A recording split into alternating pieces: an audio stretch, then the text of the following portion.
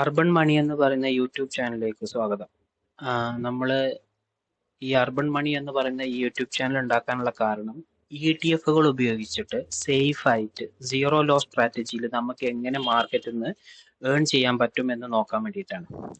അപ്പോൾ ETF-കള് സംസാരിക്കുന്നതിന് മുമ്പ് എന്താണ് അതിന്റെ ബേസിക് ആയിട്ടുള്ള കാര്യങ്ങളൊന്നും അതും എങ്ങനെ നമുക്ക് എന്തുകൊണ്ടാണ് നമ്മൾ ETF-കളെ സെലക്ട് ചെയ്യാണ്ടായ കാരണമെന്നും നമ്മൾ വർഷങ്ങളായിട്ട് മാർക്കറ്റ് അനലൈസ് ചെയ്ത് വരുന്ന ആളെന്ന് സംബന്ധിച്ചിടത്തോളം നമ്മൾ ഇൻഡിവിജ്വൽ സ്റ്റോക്സുകളിലേക്ക് പോകുന്നതിനെക്കാട്ടിലും അതേമാതിരി നമ്മൾ ഫ്യൂച്ചേഴ്സ് ആൻഡ് ഓപ്ഷൻസിലേക്ക് പോകുന്നതിനെക്കാട്ടിലും എന്തുകൊണ്ടാണ് ETF ഒരു ബെസ്റ്റ് സൊല്യൂഷൻ, ടെൻഷൻ ഇല്ലാതെ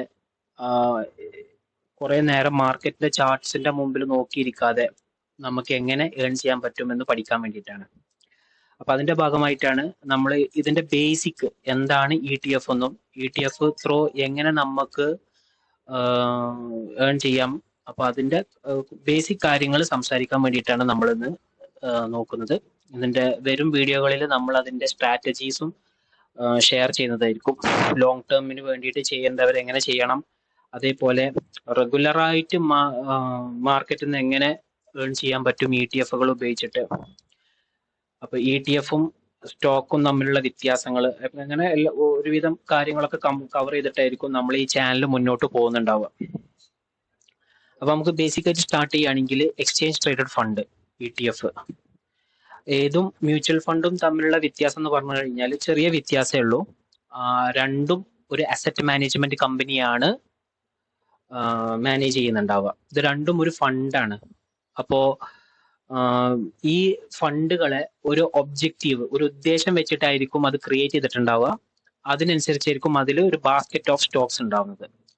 ഇപ്പോ ഒരു AMC എന്ന് പറഞ്ഞു, ഇപ്പൊ ഫോർ എക്സാമ്പിൾ നമ്മൾ നിപ്പോൺ ഇന്ത്യ എന്ന് പറയുന്ന ഒരു AMC കമ്പനി എടുത്ത് നോക്കുകയാണെങ്കിൽ അവർക്ക് മ്യൂച്വൽ ഫണ്ട്സും ഉണ്ടാവും, ETFs ഉണ്ടാവും. പക്ഷെ ETFs ഡയറക്റ്റ് നമുക്ക് എക്സ്ചേഞ്ച് ത്രൂ മേടിക്കാൻ പറ്റും എന്നുള്ളതാണ്. അപ്പൊ ഇത് നിപ്പോൺ ഇന്ത്യയുടെ ഒരു വെബ് പേജ് ആണ്. ഇതിൽ നിങ്ങൾ അവർ പ്രൊഡക്ട്സ് നോക്കിക്കഴിഞ്ഞാൽ നിങ്ങൾക്ക് ഇവിടെ ഇക്വിറ്റി ഫണ്ട്, ഡെപ്റ്റ് fund, gold fund, liquid funds എന്ന് പറഞ്ഞിട്ട് അവരെ ഇത് കാണാം. അതേപോലെ തന്നെ ETFs കാണാം. അപ്പോൾ രണ്ടും ETF ആണെങ്കിലും മ്യൂച്വൽ ഫണ്ട്സ് ആണെങ്കിലും ഒരു അസറ്റ് മാനേജ്മെന്റ് കമ്പനി ത്രൂ ആണ് അത് നമ്മളെ മാർക്കറ്റിലേക്ക് ഇറക്കുന്നത്. അപ്പോ നമ്മൾ പറഞ്ഞു ഇത് നമുക്ക് ഡയറക്റ്റ് ETF എന്ന് പറഞ്ഞാൽ എക്സ്ചേഞ്ച് ട്രേഡഡ് ഫണ്ടാണ്. അതായത് നമുക്ക് എക്സ്ചേഞ്ച് ആയ രണ്ട് എക്സ്ചേഞ്ച് NSE BSE ത്രൂ നമുക്ക് ഡയറക്റ്റ് മേടിക്കാൻ പറ്റും. അതിനു മറിച്ച് നമ്മൾ മ്യൂച്വൽ ഫണ്ടിലേക്ക് പോവുകയാണെങ്കിൽ നമുക്കത് നമുക്ക് ഇഷ്ടമുള്ള സമയത്ത് ഡിമാറ്റ് അക്കൗണ്ട് ത്രൂ മേടിച്ച് വെക്കുന്നത് മാതിരിയല്ല മ്യൂച്വൽ ഫണ്ടിൽ. കാരണം നമ്മളെ ഫണ്ട് ഒരു AMCയിലേക്കാണ് കൊടുക്കുന്നത്. ആ AMC എന്ത് ചെയ്യുന്നു, അവരവരുടെ ഫണ്ടിലേക്ക് ആഡ് ചെയ്യുന്നു.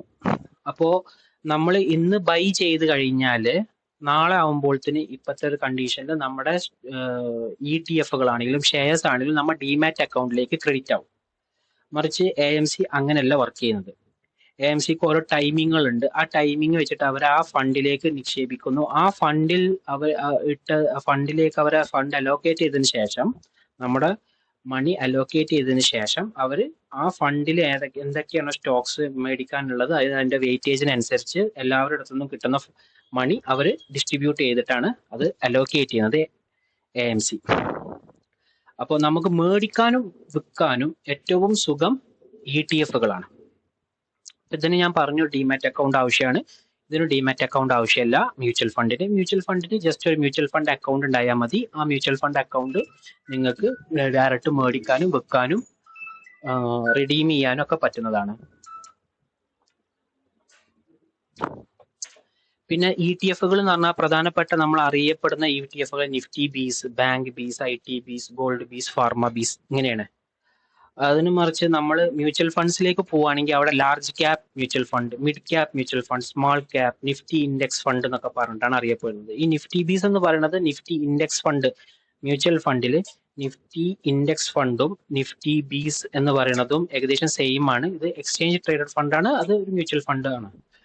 അപ്പോ ഈ നിഫ്റ്റി ബീസ്, ബാങ്ക് ബീസും ഒക്കെ പറയുന്നത് ആ അണ്ടർലൈങ് ഇൻഡെക്സിന്റെ എങ്ങനെയാണോ വർക്ക് ചെയ്യുന്നത്, ഇൻഡെക്സ് എങ്ങനെയാണോ കയറി പോകുന്നത് ഇറങ്ങിപ്പോകുന്നത്, അതേപോലെ തന്നെ ആയിരിക്കും നമ്മുടെ ETF-കളും കയറിയും ഇറങ്ങുകയും ചെയ്യുന്നത്.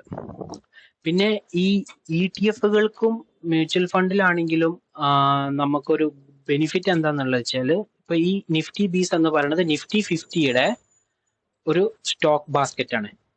ഇന്ത്യയിലെ ടോപ്പ് 50 കമ്പനീസിന്റെ ഒരു സ്റ്റോക്ക് ബാസ്ക്കറ്റ് ആണല്ലോ നിഫ്റ്റി എന്ന് പറയുന്നത്. അതേപോലെ തന്നെ നിഫ്റ്റി ബീസും.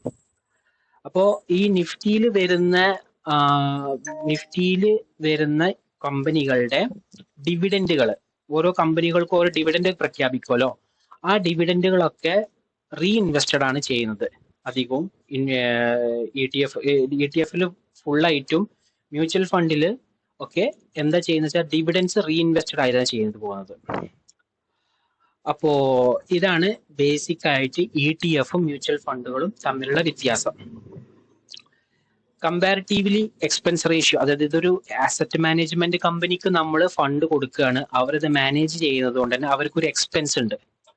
അതിന്റെ എക്സ്പെൻസ് റേഷ്യോ നിങ്ങൾക്ക് അതായത് മ്യൂച്വൽ ഫണ്ടിന്റെ വെബ്സൈറ്റുകളിൽ പോയി കഴിഞ്ഞാൽ നിങ്ങൾക്ക് നോക്കാൻ പറ്റും.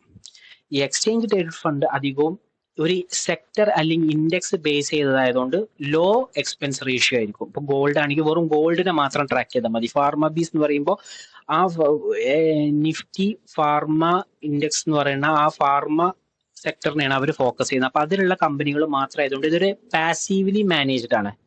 അതായത് ആക്റ്റീവ് മാനേജ്മെന്റും പാസീവ് മാനേജ്മെന്റും ഉണ്ട്. ആക്റ്റീവ് മാനേജ്മെന്റ് എന്ന് പറഞ്ഞു കഴിഞ്ഞാൽ ഇപ്പോൾ ലാർജ് ക്യാപ് ഫണ്ട്, അതൊരു ആക്റ്റീവ് മാനേജ് ഫണ്ടാണ്. ലാർജ് ക്യാപ് എന്ന് പറഞ്ഞാൽ ഇഷ്ടംപോലെ ലാർജ് ക്യാപ് കമ്പനീസ് ഉണ്ട്. അപ്പൊ അവർ ആ സ്കീം ഉണ്ടാക്കിയിട്ട് ആ ഒബ്ജക്റ്റീവില് ഏതൊക്കെ കമ്പനികൾ ഉൾപ്പെടുത്തണം എന്നുള്ളത് ഒരു പോർട്ട്ഫോളിയോ മാനേജറും ആ മാനേജറിന്റെ ടീമും ഡിസൈഡ് ചെയ്ത് കണ്ടുപിടിച്ച് ഗ്രോത്ത് ഉള്ള സ്റ്റോക്കുകളൊക്കെ കണ്ടുപിടിച്ചിട്ട് വേണം. ഇവിടെ അതിന് മറിച്ച് ഇപ്പൊ ഫാർമ ബീസ് ആണെങ്കിൽ എന്താണ്, ഫാർമ കമ്പനീസ് മാത്രം ട്രാക്ക് ചെയ്താൽ മതി. അതില് ഫാർമ കമ്പനീസിന്റെ നിഫ്റ്റി ഫാർമ ഇൻഡെക്സ് എന്ന് പറയുന്ന ആ ഇതിൽ വരുന്ന സ്റ്റോക്സ് മാത്രം ഇവർക്ക് ഇതിൽ ഇൻക്ലൂഡ് ചെയ്താൽ മതി. ഇതാണ് വ്യത്യാസം. അതുകൊണ്ട് തന്നെ ലോ എക്സ്പെൻസ് റേഷ്യോ ആയിരിക്കും മ്യൂച്വൽ ഫണ്ടിൽ, കമ്പാരിറ്റീവ്ലി ഹയർ ആയിരിക്കും ETF-നെക്കാട്ടിലും എക്സ്പെൻസ് റേഷ്യോ. പിന്നെ വേറൊരു കാര്യം മ്യൂച്വൽ ഫണ്ടിൽ ശ്രദ്ധിക്കേണ്ട ഒരു കാര്യം എന്താണെന്ന് വെച്ച് കഴിഞ്ഞാൽ, ലോങ് ടേമിന് ഇൻവെസ്റ്റ് ചെയ്യുന്നവരാണെങ്കിൽ നിങ്ങൾ പലതും വീഡിയോസിലൊക്കെ കണ്ടിട്ടുണ്ടാകും, ഡയറക്റ്റ് റെഗുലർ. അപ്പൊ ഈ ഡയറക്റ്റ് മ്യൂച്വൽ ഫണ്ടും ഉണ്ട്, റെഗുലർ മ്യൂച്വൽ ഫണ്ടും ഉണ്ട്. ഡയറക്റ്റ് മ്യൂച്വൽ ഫണ്ട് എന്ന് പറഞ്ഞു കഴിഞ്ഞാൽ ഈ എക്സ്പെൻസ് റേഷ്യോ കുറച്ച് കുറഞ്ഞതും മ്യൂച്വൽ ഫണ്ടിൽ തന്നെ എക്സ്പെൻസ് റേഷ്യോ കുറച്ച് കൂടിയതും. ഡയറക്റ്റ് എന്ന് പറഞ്ഞാൽ നമുക്ക് ഡയറക്റ്റ് ഇൻവെസ്റ്റ് ചെയ്യാം.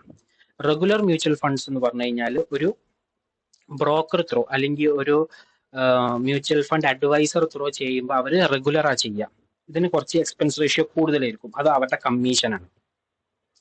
ഇതില് മ്യൂച്വൽ ഫണ്ടുകൾക്കും ട്രാക്ക് ചെയ്യാനും അനലൈസ് ചെയ്യാനും നമുക്ക് ഡീപ്പ് നോളജ് വേണം. അല്ലാതെ ഒരു മ്യൂച്വൽ ഫണ്ടാണ് അതിൽ കുറെ സ്റ്റോക്സ് ഉണ്ട് വിചാരിച്ചിട്ട് അത് ലോങ് ടേമിലേക്ക് അങ്ങനെ ഇൻവെസ്റ്റ് ചെയ്ത് പോകാന്നല്ല. ചില മ്യൂച്വൽ ഫണ്ടുകൾ ഇന്ന് പെർഫോമൻസ് ഉണ്ടാവും, നാളെ പെർഫോമൻസ് ഉണ്ടാവില്ല. അപ്പൊ ഏതൊക്കെ മ്യൂച്വൽ ഫണ്ടുകളാണ് നമ്മളിപ്പോൾ ഇൻവെസ്റ്റ് ചെയ്യുന്നത് നല്ല പെർഫോമർ ആയിട്ടോ അല്ലെങ്കിൽ നമുക്ക് ഫ്യൂച്ചറിലേക്ക് പെർഫോമൻസ് പ്രതീക്ഷിക്കാമെന്ന് വെച്ചാൽ അത് 1, 2, 3 കൊല്ലം കൂടുമ്പോൾ നമ്മൾ റിവ്യൂ ചെയ്യണം. റിവ്യൂ ചെയ്തിട്ട് മാറ്റങ്ങൾ വരുത്താനുണ്ടെങ്കിൽ നമ്മളത് മാറ്റങ്ങൾ വരുത്തണം. അല്ലെങ്കിൽ എന്താ വെച്ചാൽ ഒരു 10, 15 കൊല്ലം കഴിഞ്ഞിട്ട് നിങ്ങൾക്ക് ചിലപ്പോ ഒരു ഉദാഹരണത്തിന് 50% ഗ്രോത്ത് ഉണ്ടായി വിചാരിക്കുക, ഒരു 50% ഗ്രോത്ത്. മറിച്ച് നിങ്ങളത് റിവ്യൂ ചെയ്ത് മാറ്റങ്ങൾ വരുത്തി നല്ല മ്യൂച്വൽ ഫണ്ടിലേക്ക് മാറ്റങ്ങൾ കൊണ്ടുവന്നു കഴിഞ്ഞാൽ ചിലപ്പോൾ അത് 100% ആയിരിക്കും. നമ്മളൊരു 10 വർഷം കഴിഞ്ഞിട്ട് ആ 50% ഗ്രോത്ത് നമ്മുടെ മൊത്തം പോർട്ട്ഫോളിയോയിലോ അല്ലെങ്കിൽ ഇതിലൊക്കെ കാണുമ്പോൾ തന്നെ നമ്മുടെ മൊത്തം വാല്യൂ കാണുമ്പോൾ തന്നെ നമ്മൾ വിചാരിക്കും അത് ഭയങ്കര വലിയ ലാഭമാണല്ല. അതിന് നിങ്ങൾ ഒരു മ്യൂച്വൽ ഫണ്ട് ഡിസ്ട്രിബ്യൂട്ടർ എടുത്ത് നിങ്ങൾക്ക് അങ്ങനെ മ്യൂച്വൽ ഫണ്ട്സിന് റെഗുലർ ആയിട്ട് നോക്കാൻ ട്രാക്ക് ചെയ്യാനോ അല്ലെങ്കിൽ അതിനെ അനലൈസ് ചെയ്യാൻ കഴിവില്ലെങ്കിൽ നല്ലൊരു മ്യൂച്വൽ ഫണ്ട് ഡിസ്ട്രിബ്യൂട്ടർ എടുത്ത് പോയിട്ട് അവരെ ഗൈഡൻസിൽ വേണം ഇൻവെസ്റ്റ് ചെയ്യാൻ. പിന്നെ നമുക്കിതിൽ വേറൊരു ഗുണം എന്താണെന്ന് വെച്ച് കഴിഞ്ഞാൽ ലോങ് ടേം ഇൻവെസ്റ്റേഴ്സിനാണെങ്കിലും ഷോർട്ട് ടേം ഒരു medium term invest short term അല്ല ഒരു മീഡിയം ടേം ഇൻവെസ്റ്റ്മെന്റിനാണെങ്കിലും നമുക്കിത് SIP മോഡലിൽ ചെയ്യാം. കാരണം ഇതൊരു ബാസ്ക്കറ്റ് ഓഫ് സ്റ്റോക്സ് ആയതുകൊണ്ട് നിങ്ങൾ ETF-ന്റെ ചാർട്ടുകൾ എടുത്തൊന്ന് പരിശോധിച്ച് നോക്കിയാൽ നിങ്ങൾക്ക് മനസ്സിലാകും. എപ്പോഴും ഒരു 2 ഇയർ 3 ഇയർ 4 ഇയർ അല്ലെങ്കിൽ 5 ഇയർ ഒക്കെ ചാർട്ട് എടുത്ത് നോക്കിയാൽ അപ് ട്രെൻഡിലായിരിക്കും ETF-കൾ വളർന്നുകൊണ്ടേയിരിക്കും. മറിച്ച് സ്റ്റോക്കുകൾ അങ്ങനെ ആയിക്കൊള്ളണമെന്നില്ല. സ്റ്റോക്കുകൾ നേരെ താഴത്തേക്ക് പോയി വീണ്ടും മേലേക്ക് വന്ന് താഴത്തേക്ക് പോയി, അപ്പോൾ നമ്മുടെ പോർട്ട്ഫോളിയോയിലൊക്കെ നല്ല നെഗറ്റീവ് കാണാനുള്ള സാധ്യതകൾ ഉണ്ടാവും. ചില സ്റ്റോക്സുകൾ താഴെ പോയാൽ പിന്നെ വരാൻ തന്നെ കഴിയില്ല മേലേക്ക്, കാരണം അവരുടെ ഫിനാൻഷ്യലൊക്കെ മോശമായി പോയിട്ടുണ്ടാവും. ETF അങ്ങനെയല്ല. ETF പ്രീവിയസ് ചാർട്ട് എടുത്ത് നോക്കി കഴിഞ്ഞാൽ അവർ കണ്ടിന്യൂസ് അപ് ട്രെൻഡിലായിരിക്കും. ഇത് നമുക്ക് SIP മോഡലിൽ ചെയ്യാം. മാസം മാസം ഒരു നിശ്ചിത ക്വാണ്ടിറ്റിയോ നിശ്ചിത എമൗണ്ടോ വെച്ചിട്ട് നമുക്ക് SIP ആയിട്ട് ETF മ്യൂച്വൽ ഫണ്ടുകളും ചെയ്യാൻ പറ്റും എന്നുള്ളതാണ്. അത് ലോങ് ടേം വെൽത്ത് ക്രിയേഷന് നമുക്ക് മാർക്കറ്റ് അനലൈസ് ചെയ്യേണ്ട, ചാർട്ട് നോക്കണ്ട, ഒന്നും വേണ്ട. സ്വസ്ഥ സമാധാനമായിട്ട് നമുക്ക് ഇൻവെസ്റ്റ് ചെയ്യണമെന്നുണ്ടെങ്കിൽ ETF മ്യൂച്വൽ ഫണ്ട്സും അതിൽ നല്ലൊരു ഓപ്ഷനാണ്. ETF ആകുമ്പോൾ മാനുവൽ ആയിട്ട് ബൈ ചെയ്യേണ്ടി വരും SIP മോഡലിൽ. മ്യൂച്വൽ ഫണ്ടിലാണെങ്കിൽ ഓട്ടോമാറ്റിക് നമ്മളെ ബാങ്ക് അക്കൗണ്ടിൽ നിന്ന് എമൗണ്ട് കട്ട് ചെയ്ത് പോകുന്ന രീതിയിൽ SIP ആണെങ്കിലും നമുക്ക് ലംസം എമൗണ്ട്, ഒരൊറ്റ എമൗണ്ട് വലിയൊരു തുക ഇടണമെങ്കിൽ മ്യൂച്വൽ ഫണ്ടിലൂടെ ETF-ലൂടെ. ഇതാണ് ബേസിക് ആയിട്ട് നമുക്ക് ETF മ്യൂച്വൽ ഫണ്ട് തമ്മിലുള്ള വ്യത്യാസം. നമ്മൾ ഈ ETF-കളിലേക്ക് വരും ദിവസങ്ങളിൽ കോൺസെൻട്രേറ്റ് ചെയ്യാൻ പോകാനുള്ള കാരണം എപ്പോഴും അതൊരു അപ് ട്രെൻഡിലായിരിക്കും. ഒരു ചെറിയ രീതിയിൽ കറക്ഷൻ വന്നു കഴിഞ്ഞാലും നിങ്ങൾ ലാസ്റ്റ് 4 to 5 years ഗ്രാഫ് എടുത്ത് നോക്കിക്കഴിഞ്ഞാലോ, അല്ലെങ്കിൽ ഈ 1 to 3 2-3 എത്ര വേണമെങ്കിലും നിങ്ങൾ ഗ്രാഫ് എടുത്ത് നോക്കിക്കഴിഞ്ഞാൽ, ഒരു 1 year-ന്റെ ഉള്ളിലല്ലാത്തൊരു ഗ്രാഫ് നിങ്ങൾ എടുത്ത് നോക്കിക്കഴിഞ്ഞാൽ ETFs ആണെങ്കിൽ നിങ്ങൾക്ക് എന്തായാലും ഒരു അപ് ട്രെൻഡിലായിരിക്കും കാണാൻ പറ്റുന്നുണ്ടാവുക. അപ്പോൾ നമ്മൾ ETF-ലൂടെ എങ്ങനെ സ്ഥിരമായിട്ട് ചെറിയ രീതിയിൽ തുടങ്ങി വലിയ രീതിയിലേക്ക് കോമ്പൗണ്ട് ചെയ്ത് അത് ഏതൊരു ചെറിയ ട്രേഡർക്കോ അല്ലെങ്കിൽ ഇൻവെസ്റ്റർക്കോ തുടങ്ങാൻ പറ്റുന്ന രീതിയിൽ. കാരണം ഇന്ന് മാർക്കറ്റിൽ ലക്ഷങ്ങൾ കൊണ്ടെങ്ങാണ്ട് ഒരാളുടെ കയ്യിൽ ഏൽപ്പിച്ചിട്ട് അവർ ഈ ഓപ്ഷൻസിലും ഫ്യൂച്ചേഴ്സിലൊക്കെ ട്രേഡ് ചെയ്ത് പൈസ കൊണ്ടുപോയി കളയാണ്. അപ്പോ അതൊന്നും ഇല്ലാതെ തന്നെ അത്ര ലക്ഷങ്ങൾ നിങ്ങൾ ഈ ETF-ൽ ഇടുകയാണെങ്കിൽ നല്ല രീതിയിൽ നിങ്ങൾക്കൊരു വരുമാനം ഉണ്ടാക്കിയെടുക്കാനുള്ള ഓപ്ഷൻസ് ETF-ലുണ്ട്. അപ്പോ ഇന്നത്തെ വീഡിയോ ഇതാണ്. നമ്മൾ ഇനി വരും ദിവസങ്ങളിൽ അടുത്തതായിട്ട് ETF-ന്റെ ഷോർട്ട് ടേമിൽ നമുക്ക് സ്ഥിരമായിട്ട് ട്രേഡ് ചെയ്തുകൊണ്ട് തന്നെ എങ്ങനെ വരുമാനം ഉണ്ടാക്കാൻ പറ്റും എന്നുള്ള വീഡിയോ ആയിരിക്കും നെക്സ്റ്റ്. അപ്പോൾ സ്റ്റേ ട്യൂൺഡ്. Thank you. നിങ്ങളൊരു നല്ല ഡിസ്കൗണ്ട് ബ്രോക്കർ ആണ് നോക്കുന്നത് എങ്കിൽ നിങ്ങൾക്ക് തീർച്ചയായിട്ടും കൺസിഡർ ചെയ്യാൻ പറ്റിയ ഒരു ബ്രോക്കറാണ് Flattrade. Zero brokerages, intraday ആണെങ്കിലും ഇക്വിറ്റി ആണെങ്കിലും ഏത് നിങ്ങൾ കമ്മോഡിറ്റി ആണെങ്കിലും ഓപ്ഷൻസ് ആണെങ്കിലും ഒക്കെ സീറോ ബ്രോക്കറേജ് ആണ്. പ്രത്യേകിച്ച് അപ്ഫ്രണ്ട് ഫീ ഒന്നും കൊടുക്കേണ്ട ആവശ്യമില്ല. സീറോ ഡിമാറ്റ് അക്കൗണ്ട് ഓപ്പൺ ചാർജസും ആണ്. Zero AMC, life time AMC, വർഷം കൊടുക്കേണ്ട AMC-കളൊന്നുമില്ല. അതേപോലെ തന്നെ അക്കൗണ്ട് ഓപ്പണിംഗ് ചാർജ് ഒരു 200+ GST-യും കൊടുക്കണം. DDPI, നമ്മുടെ പവർ ഓഫ് അറ്റോർണി എന്ന് പറയുന്ന ഇതിനൊരു 175 rupees കൊടുക്കണം. വേറെ ഒരു ചാർജസും ഇല്ല. Pure zero brokerage trading account ആണ് ഫ്ലാറ്റ് ട്രേഡ്. ഇനി നിങ്ങൾക്കൊരു ഫുൾ സർവീസ് ബ്രോക്കറാണ് വേണ്ടത് എന്നുണ്ടെങ്കിൽ, അതായത് നിങ്ങൾക്ക് സപ്പോർട്ടും റിസർച്ച് കോൾസും നിങ്ങൾക്കൊരു ഡീലറുടെ സപ്പോർട്ട് വിളിച്ച് ഫ്രീ ആയിട്ട് ട്രേഡ് ചെയ്യാനൊക്കെ ആണെങ്കിൽ നിങ്ങൾക്ക് ഈ ചോയ്സ് ബ്രോക്കിംഗ് എന്ന് പറയുന്ന പ്ലാറ്റ്ഫോം നിങ്ങൾക്ക് തീർച്ചയായിട്ടും പരിഗണിക്കാം. ഇതിന്റെ ബ്രോക്കറേജ് വരുന്നത് ഇൻട്രാഡേക്ക് 0.01%, ഡെലിവറിക്ക് 0.10%, ഫ്രീ കോൾ ആൻഡ് ട്രേഡും കാര്യങ്ങളൊക്കെയാണ്. പിന്നെ അതേമാതിരി തന്നെ അക്കൗണ്ട് ഓപ്പണിംഗ് ഫ്രീ ആണ്.